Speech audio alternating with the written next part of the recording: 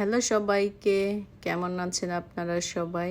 একটা মিনি ব্লগে সবাইকে ওয়েলকাম করছি। আর আজকে দুপুর থেকেই ভিডিওটি শুরু করলাম।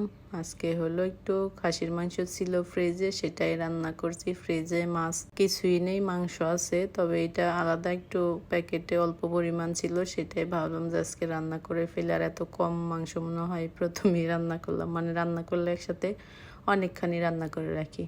তো এই যে বিকেলবেলা এখন হলো, আমরা সবাই মিলে যাব একটু বাইরে। আর আমাদের বাইরে যাওয়া মানে খাওয়া দাওয়া তো চলবেই। যাচ্ছি হলো বিবর্তর হলো স্কুলের কিডস কিনতে আর কি। একদম ছিঁড়ে গেছে, একদিন স্কুলে গিয়েছে তো দেখে যে তলার থেকে ছিঁড়ে গেছে, তো সেটা কেনার জন্যই আজকে যাচ্ছি। 2 দিন অবশ্য মানে স্কুল কিডস ছাড়াই গেছে, এমনি কিডস পরে গেছে। তো এই যে চলে আসছি হলো অ্যাপেক্সে, স্কুল কিডস কিনবে। তো এখন আমরা দেখছি আর কি জুতা কোনটা কি, মানে স্কুলের কিডসের তো আর পছন্দের কোনো নাই, শুধু সাইজটা দেখতে হবে যে লাগে কিনা, এটাই হলো। তো বিবর তো 2 সাইজের 2টা পরে দেখতেছিল, একটা হলো একদম সমান সমান, আরেকটা একটু বড় সাইজ। তো হেঁটে দেখছিল কোনটা কমফোর্ট ফিল করে। সাইজ একটু যেটা বড় সেটাই তো নিব।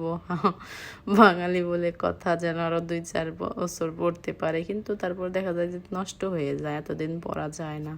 এর আগে কিনা দিয়েছিলাম, সেটা 2 বছর পরেছে। আর আমাদের বাইরে আসা মানে খাওয়া দাওয়া তো হবে। বাইরে আসলে মনে হয় আমরা খাওয়া দাওয়া ছাড়া বাসায় যেতেই পারি না। তো বিবর তার বাবা আজকে মোমো খেয়েছে, আমি আজকে খাই নাই। আর বাসার জন্য নান রুটি আর হলো চিকেন গ্রিল নিয়ে আসছিলাম, সেটা সবাই মিলে রাতে খেয়েছি। তো আজকের মিনি ব্লগ এখানেই শেষ।